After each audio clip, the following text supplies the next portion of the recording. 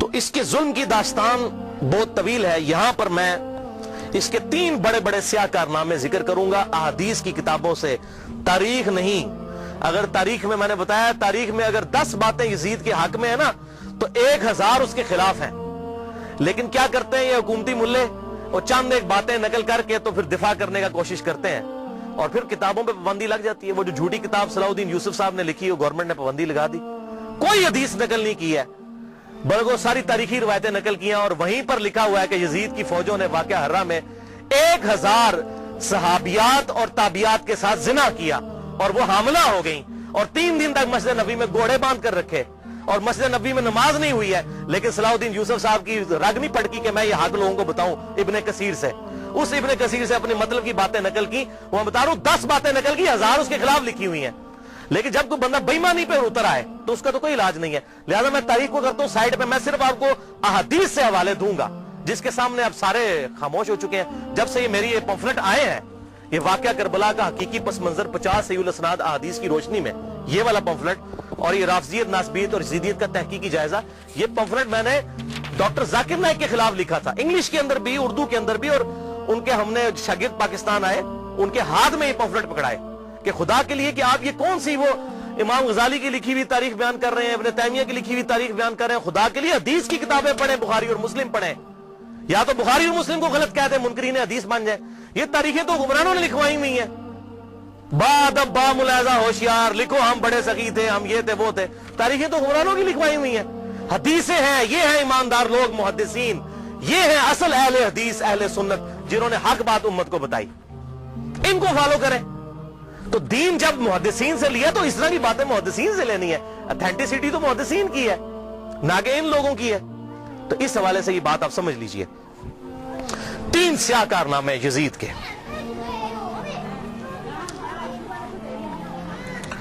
پہلا سیاہ کارنامہ 61 ہجری میں آپ صلی اللہ علیہ وسلم کی وفات کے بعد 50 سال کے بعد عبید اللہ ابن زیاد کو گورنر لگا کر اس کے ذریعے سیدنا حسین ابن علی رضی اللہ تعالی عنہ کو شہید کروایا.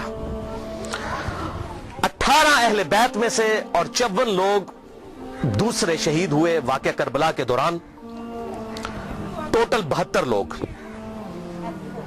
اور اس کا ذکر صحیح بخاری میں انٹرنیشنل نمبر کے مطابق 3748 نمبر حدیث میں موجود ہے, اور صحیح مسلم میں 6309 نمبر حدیث کے اندر بھی موجود ہے کہ جب حضرت حسین کے قتل کے بعد حضرت امام زین العابدین علی ابن حسین رحمہ اللہ تعالی جب مدینہ شریف آئے تو ان کے ہاتھ میں حضور کی تلوار تھی جو حضرت علی کے پاس تھی, اس کے بعد مولا حسین کے بعد تھی, مولا حسین کے بعد زین العابدین کے پاس آئی. صحیح مسلم 6309.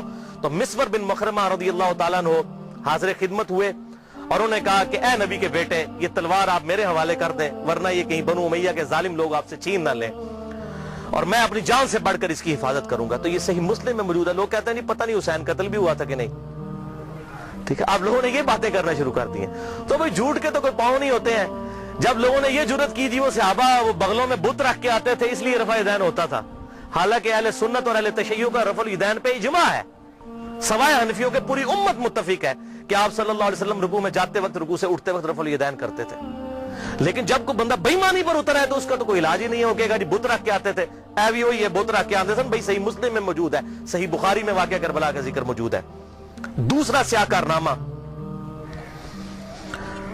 اور ادھر میں یہ بات کر دوں, بعض لوگ کہتے ہیں حضرت حسین جو ہے وہ یزید کی بیعت کے لیے جا رہے تھے اور انہوں نے کہا میری 3 شرائط ہیں, یا تو مجھے اجازت دو میں یزید کے ہاتھوں میں ہاتھ دے دوں, یا مجھے کسی مسلمان سرحد پر بھیج دو, یا مجھے واپس جانے دو. خدا کے لیے بھائی یہ بات ہوتی تو بنو امیہ نے لوڑیاں ڈالنی تھی کہ حضرت امیر معاویہ رضی اللہ تعالیٰ عنہ پوری زندگی حضرت حسین سے وہ بیعت نہیں لے سکے اپنے بیٹے کے لیے جو انہوں نے اپنی وفات سے 4 سال پہلے لینا شروع کر دی تھی. اور یہ عبید اللہ ابن زیاد نے حضرت حسین کو اگر منوا لیا تھا تو اس کو تو سونے میں تولنا تھا یزید نے کہ بھی آپ نے بڑا کارنامہ کیا. کدھر یہ جھوٹ ہے. انصاب الاشراف کتاب سے یہ پیش کرتے ہیں, شیخ زبیر لیزئی صاحب نے پوری تحقیق لکھی ہے کہ یہ کتاب ہی ثابت نہیں صحیح سند کے ساتھ, اور اس کتاب میں تو ایسی ایسی حدیثیں ہیں کہ کئی صحابہ کا ایمان ہی ثابت نہیں ہوگا اگر اس کتاب کو انصاب الاشراف کو پیش کریں. اور یہ جو روایت ہے وہ روایت بھی منقطع ہے. حلال بن صاف یہ بیان کرتے ہیں ان کا واقعہ کربلا میں ہونا ثابت نہیں ہے, اور منقطع روایت کوئی حجت نہیں ہوتی ہے. تو یہ کتاب بھی ثابت نہیں، بالکل جھوٹ ہے. پوری امت بیعت کر لیتی، حضرت حسین بیعت نہ کرتے، اس وقت تک ان کو سکون نہ آتا. کیوں؟ حسین کا بیعت کرنے کا مطلب تھا کہ آل محمد نے بنو امیہ کی بدماش حکومت کو اسلامی حکومت تسلیم کر لیا ہے. اس لیے آپ دیکھیں ایک حسین نے بیعت نہ کی تو یار کیا ہوا، کوئی فرق نہیں پڑتا، چھوڑ دو. حضرت سعد ابن عبادہ نے، بخاری مسلم میں آتا ہے کہ حضرت ابوبکر و عمر کی بیعت نہیں کی تو کیا حضرت ابوبکر نے ان کو قتل کروا دیا تھا؟ نہیں. 6 مہینے تک حضرت علی نے بھی بیعت نہیں کی، بخاری اور مسلم میں آتا ہے، کیا قتل کروا دیا؟ تو یہ بات کرنا بڑا آسان ہوتا ہے، ایسے معاملات ہوتے نہیں ہیں. حق بات وہی ہے جو کتابوں کے اندر لکھی ہے، باقی لوگ جتنی باتیں کرتے رہے وہ سب جھوٹی کہانیاں ہوتی ہیں. تو یہ دوسرا سیاہ کارنامہ یہ تھا کہ جب حضرت حسین کو شہید کیا گیا تو ظاہر امت میں کوہرام مچ گیا. تو جن لوگوں نے تلوار کے زور پر بیعت کی ہوئی تھی، دبے ہوئے تھے، وہ بھی میدان میں اترے. انہوں نے کہا کہ ہم یزید ابن معاویہ کی بیعت توڑ کے اس کو پھینک دیتے ہیں. سب سے پہلے اہل مدینہ نے بغاوت کی، اور صحیح مسلم میں کتاب الامارہ چیپٹر میں موجود ہے یہ چیز، امارت کے بیان والے چیپٹر میں صحیح مسلم کے اندر. فوج اپنی بھجوائی اور اس نے اہل مدینہ کے اوپر جو ہے وہ چڑھائی کر دی. 3 دن تک مدینہ رسول کو حلال ٹھہرا لیا کہ وہ حضرت عثمان غنی رضی اللہ تعالیٰ عنہ جنہوں نے شہادت گوارا کر لی لیکن مدینے میں اپنے دفاع میں تلوار نہیں اٹھنے دی کہ مدینہ رسول میں میری وجہ سے خون نہ گرے. اس یزید ظالم شخص نے مدینے پر حملہ کروایا اور قتل عام مسلمانوں کا کروایا. صحیح بخاری میں کتنی حدیثیں میں ان کے حوالے دے دیتا ہوں. صحیح بخاری میں 2604، 2959، 4024، 4906 یہ صحیح بخاری میں ہے. صحابہ کا قتل عام کروایا. یہ کہتے ہیں صحابہ کے گستاخ، اور جنہاں دے چمچے انہوں سب تو بڑے گستاخ او جے صحابہ دے جنہاں نے صحابہ نو قتل کیتا جے. گالی دینا تے چھوٹا جرم ہے، قتل کروانا بڑا جرم ہے. اور گالی بھی میں نے بتا دیا انہوں نے شروع کروائی ہوئی ہے.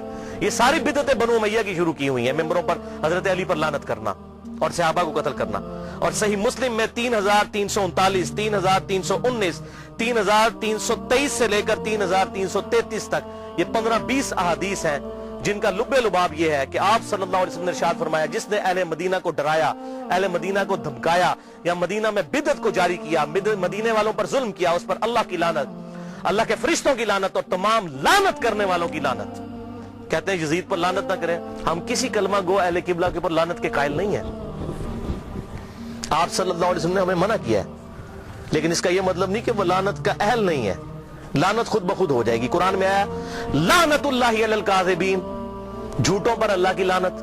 آپ میرے سامنے واضح جھوٹ بولیں، میں آپ کو لعنتی پھر بھی نہیں کہہ سکتا، حالانکہ آپ لعنت کے مستحق ہو رہے ہوں گے. جھوٹ بول کے خود بخود مستحق ہوں گے لعنت کے. اسی طریقے سے سورہ محمد کی آیت نمبر 22 اور 23 میں آتا ہے جو لوگ فساد فی الارض کرتے ہیں، زمین میں قتل نہ حق کرتے ہیں، ان پر اللہ تعالیٰ کی لعنت ہوتی ہے. تو قرآن میں لعنت آئی ہے ظالموں کے اوپر، تو ہمیں تو بھیجنے کی ضرورت ہی نہیں. خود بخود جسے فٹ اسے گفٹ، جو ایسا کام کرے گا وہ خود لعنت کا مستحق ہو جائے گا.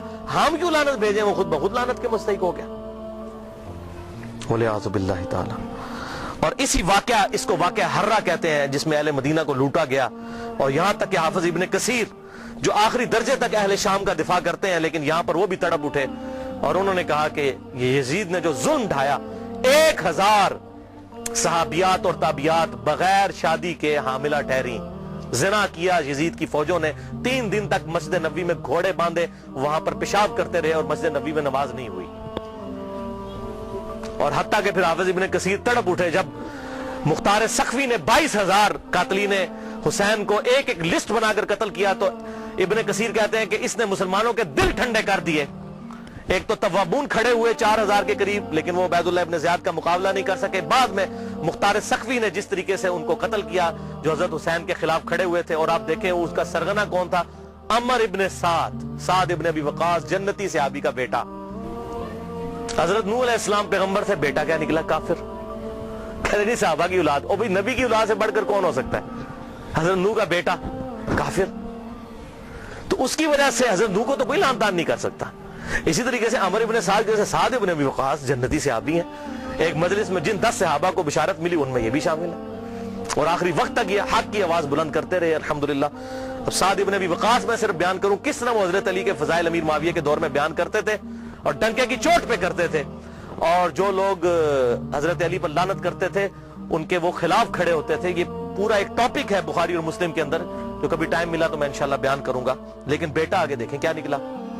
اسی واقعہ ہرہ پر امام احمد بن حنبل رحمت اللہ علیہ کا قول صحیح سند کے ساتھ اسی ابن جوزی کی کتاب میں موجود ہے, صفحہ نمبر 40 پہ, جو عربی میں نسخہ ہے, اردو میں آپ کو مل جائے گا. یہ امام احمد بن حنبل سے ان کے شاگرد نے پوچھا یزید ابن معاویہ کے بارے میں